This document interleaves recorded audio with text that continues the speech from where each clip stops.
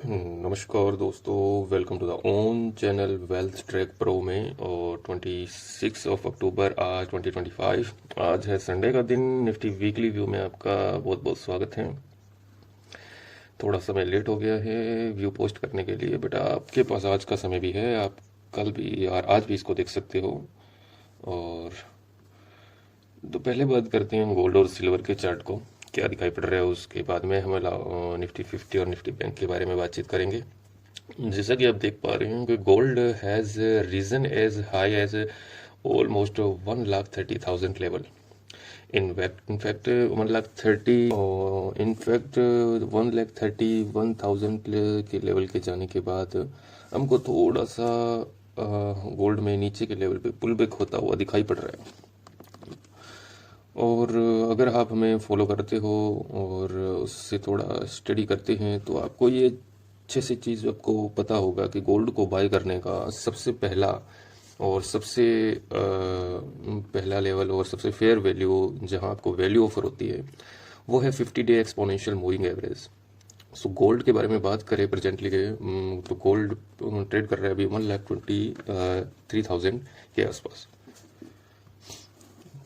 और जिनके दिमाग में ये कंफ्यूजन है कि गोल्ड कहाँ तक आ सकता है और कहाँ एक वैल्यू ऑफर होती हुई दिखाई पड़ेगी, सो आज की तारीख में जिस लेवल पर गोल्ड आता हुआ दिखाई पड़ सकता है वो है 1,15,000 लेवल्स। सो मेरे हिसाब से the very first level at which I will be interested at all to accumulate gold will be 1,50,000। तो 1,15,000 के लेवल्स की एक्सेप्टेशन मुझे है, इफ नॉट ए डे और two, then maybe in a week और maybe a month. But इस 50 day exponential moving average level का retracement आप को एक्सेप्ट करना चाहिए अगर गोल्ड में फेयर वैल्यू को आप ढूंढ रहे हैं तो। और अगर आप मुझसे पूछेंगे कि इसकी क्या गारंटी है कि आएगा या नहीं आएगा, तो ये आएगा, तो ये definitely it will definitely come. The only thing is whether you have the patience to wait or not, ये बड़ा सवाल है। सिल्वर के बारे में बात करें तो दोस्तों, सिल्वर ने 1,70,000 के लेवल को टच किया और 1,70,000 जो कि इसके लाइफ टाइम हायर लेवल्स हैं, वहां से इसने एक रिट्रेसमेंट शो किया है। और अगर आप बात करें 50 डे एक्सपोनेंशियल मूविंग एवरेज के बारे में, तो सिल्वर का जो 50 डे एक्सपोनेंशियल मूविंग एवरेज है वो है क्लोज टू 1,40,000, इनफैक्ट 1,39,000 से थोड़ा सा नीचे ही है। सो मैं तो इस लेवल्स के ऊपर तो बाय बिल्कुल भी नहीं करने के विचार में हूँ। तो let it come, I will wait in case if you are in much हरी।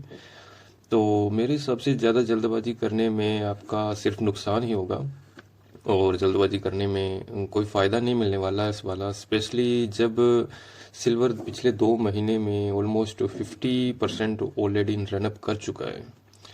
अब दोस्तों आते हैं इस बड़े क्वेश्चन पे कि जो कि आपके दिमाग में हो सकता है, निफ्टी 50 और निफ्टी बैंक सेंसेक्स पे हमारा रुख क्या होना चाहिए, क्या हमें गिरावट की एक्सेप्टेशन रखनी चाहिए। तो दोस्तों सबसे पहले हमें लोगों को ये समझने की कोशिश करते हैं कि मार्केट में आफ्टर ऑल हुआ क्या है। जो पिछले 15 दिन से जब मार्केट ऊपर लगातार ऊपर मार्केट चल रही है, तो कि मार्केट में पॉजिटिव कंटिन्यू रहेगी। इनफैक्ट कल के दिन तक तो मतलब लास्ट ट्रेडिंग सेशन में फ्राइडे तक निफ्टी में मार्केट में पॉजिटिविटी की एक्सेप्टेशन थी हमें। तो अब थोड़ा सा स्ट्रक्चर वीक हो चल रहा है और ऐसे में दोस्तों पहला जो सिग्नल है वो मार्केट में ऑलरेडी वीकनेस का दिया है। रिलेटिव स्ट्रेंथ इंडेक्स भी थोड़ा सा वीक हो रहा है। ऐसे में दोस्तों अगर आप देखें तो मार्केट में रिसेंटली अपसाइड क्यों शो किया था, क्योंकि मार्केट ने अपने इस इम्पोर्टेंट रेजिस्टेंस को ब्रेकआउट किया था। जब अब दोस्तों ये प्रक्रिया जो लेवल इस लेवल तक के रिट्रेसमेंट की ये काफ़ी हद तक दिखाई पड़ रही है, पॉसिबल है। तो मेरे हिसाब से ये दोस्तों के मार्केट में अगर ये पुल बैक होता है और निफ्टी और सेंसेक्स इस लेवल तक रिट्रेस करने की कोशिश करते हैं, which is happen to be close 83,000 levels.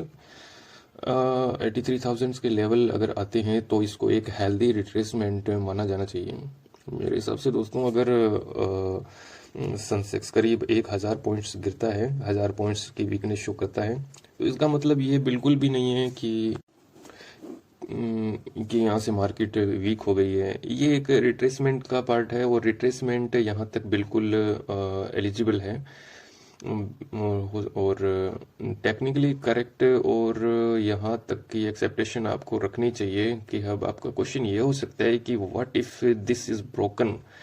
Guys please understand, अगर ये लेवल ब्रीच हो जाता है then of course it is going to be very very negative, very negative. लेकिन अगर आप मुझसे पूछें कि इस वीक के बारे में, तो this is the level which you should be accepting.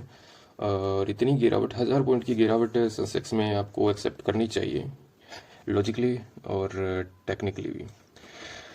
और गिरावट को बहुत नेगेटिव समझने की ज़रूरत भी नहीं है, जबकि ये लेवल इस लेवल तक के ऊपर सेंसेक्स ट्रेड कर रहे हैं। सिमिलरली निफ्टी 50 के बारे में बात करें तो निफ्टी 50 में भी आपको थोड़ी सी वीकनेस होती हुई दिखाई पड़ रही है, जैसा कि सेंसेक्स के चार्ट में आपको दिखाई पड़ा था। रिलेटिव स्ट्रेंथ इंडेक्स थोड़ा सा वीक हो रहा है, जिस वैसे ही निफ्टी 50 ने लास्ट ट्रेडिंग सेशन में गिरावट दिखाई, बट अपने इस इम्पोर्टेंट सपोर्ट्स लेवल जो ट्रेंड लाइन आपको दिखाई पड़ रही है, इस इम्पोर्टेंट ट्रेंड लाइन के सपोर्ट पे जाकर के क्लोज हो गया है।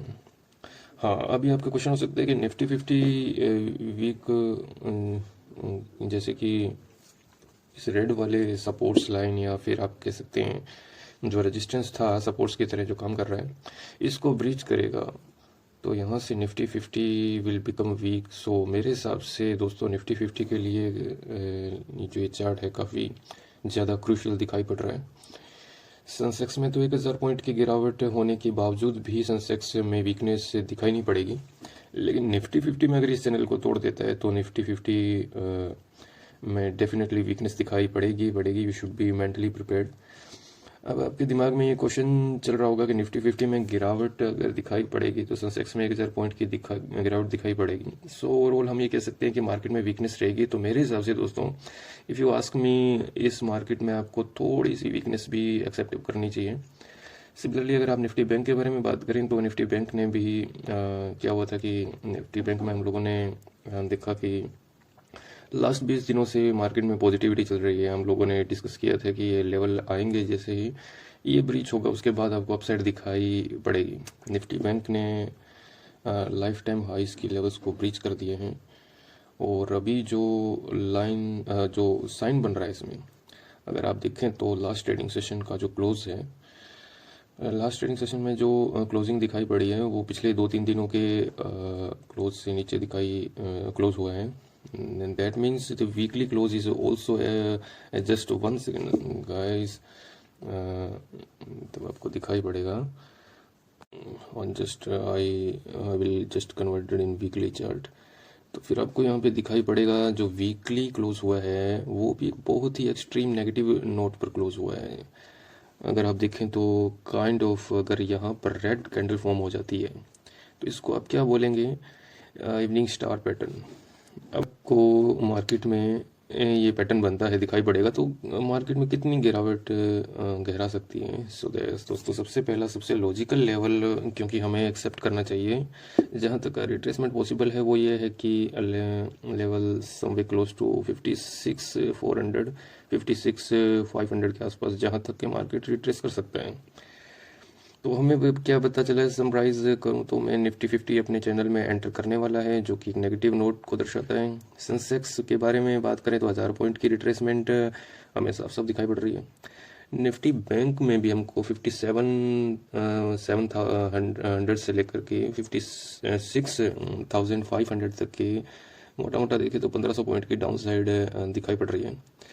This is all part of retracement, ये रिट्रेसमेंट का पार्ट है। और लेकिन ओवरऑल चाहे रिट्रेसमेंट जो हो चाहे जो भी हो, ये यार गिरावट तो है। तो this is it, I am accepting, I can be grossly wrong. क्योंकि दोस्तों ऐसा है कि ट्रंप क्या बोलते हैं, मोदी जी क्या बोलते हैं, उस पर मेरा कोई कंट्रोल नहीं है। जो चीज़ चार्ट पे दिखाई पड़ रही है वो आपके साथ समझाने और सिखाने और सीखने की कोशिश कर रहा हूँ।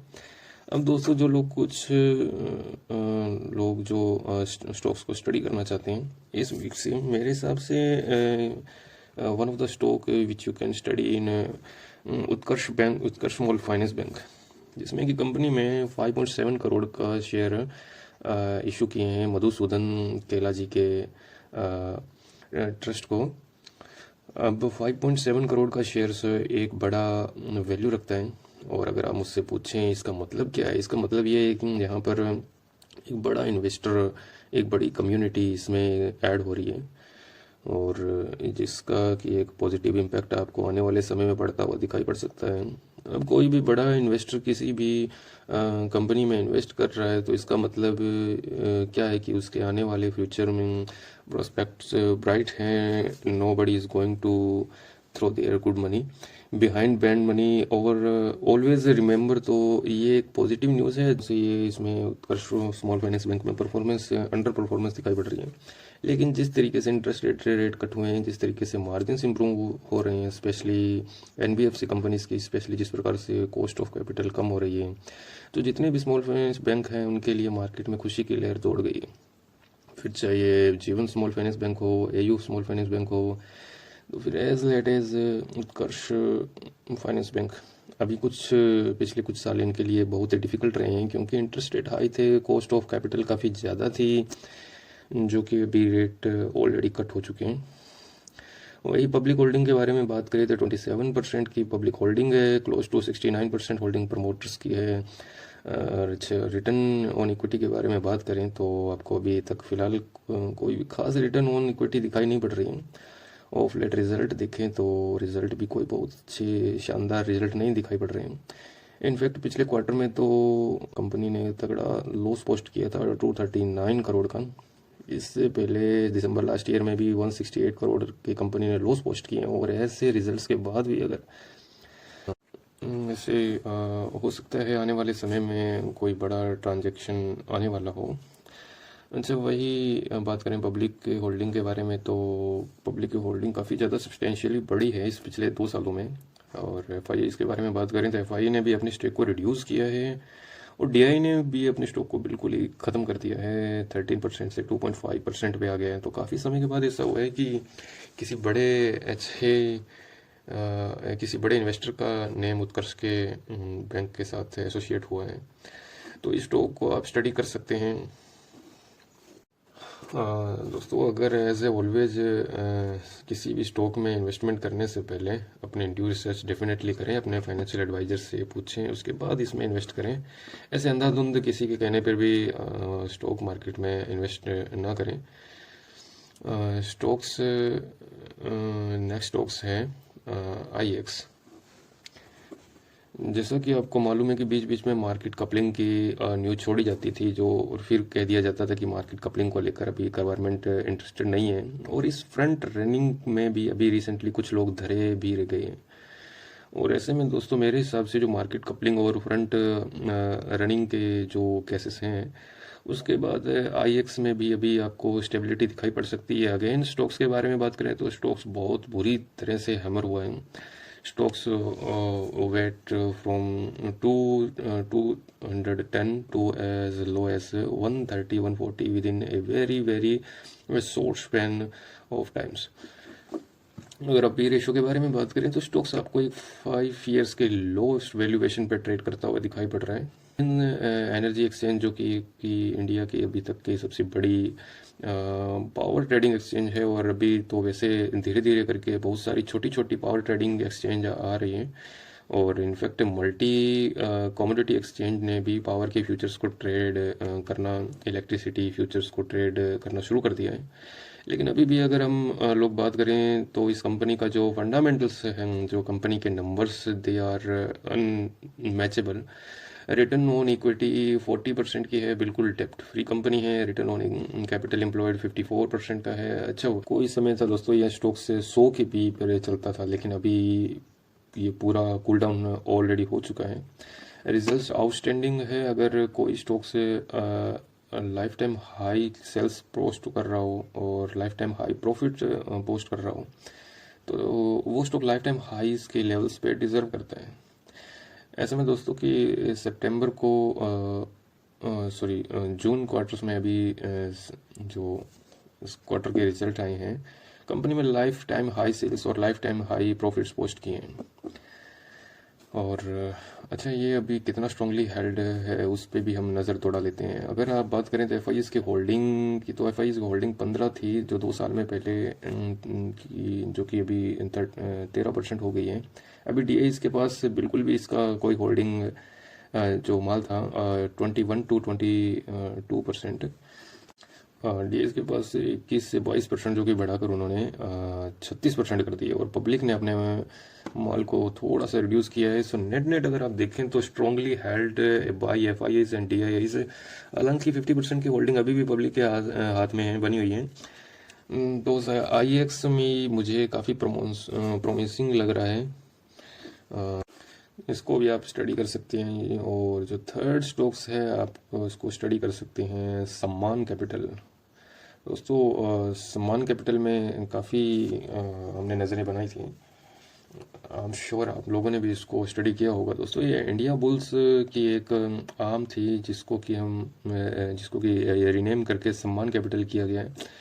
अच्छा, अगर आप बात करें स्टॉक्स के प्राइस की, तो मैं आपको 5 ईयर्स के चार्ट को दिखाता हूँ। और अगर आप ट्रेंड लाइन ड्रॉ करेंगे तो लाइक दिस, तो आपको दिखाई पड़ेगा ये स्टॉक्स अपने 5 ईयर्स की जो ट्रेंड लाइन है उसको ऑलरेडी ब्रेकआउट कर चुका है। बहुत ही इंटरेस्टिंग डेटा है, आप इसको स्टडी करिए। वही प्राइस अर्निंग रेशियो के बारे में बात करें तो स्टॉक्स एक वैल्यूएशन भी ठीक ठाक है, ऐसा नहीं है कि बहुत एक्सट्रीमली हाई वैल्यूएशन पे है। रिसेंटली इसमें बहुत ही हैवी एक्यूमुलेशन भी हुए हैं, बड़े बड़ी कंपनीज ने इसमें अपने स्टेक्स को भी बाई किया है। In fact last to last week हम लोगों ने कई बार इसका व्यू बनाने की कोशिश की है, और इसमें कंपनी ने स्टेक को बढ़ाया है, फला कंपनी ने स्टेक को। और इतना अगर आप अभी देखें तो अभी आप सितंबर के क्वार्टर के रिजल्ट तो नहीं आए हैं, बट जून के क्वार्टर में कंपनी ने 2400 करोड़ की सेल्स पोस्ट करी थी। प्रॉफिट्स के बारे में बात करें तो प्रॉफिट्स तो ठीक ठाक थे, but sales almost close to lifetime high, which is positive news. चलो मैं आपको शेयर होल्डिंग के बारे में लेके चलता हूँ। And now that will give you the clear pattern कि एक्चुअली हो क्या रहा है इसमें। पब्लिक की होल्डिंग 50% से बढ़कर 62% हो गई है। वहीं डीआईज की होल्डिंग 13% 16.83% हो चुकी है। और वहीं एफआईए ने अपनी स्टेक्स को रिड्यूस किया है।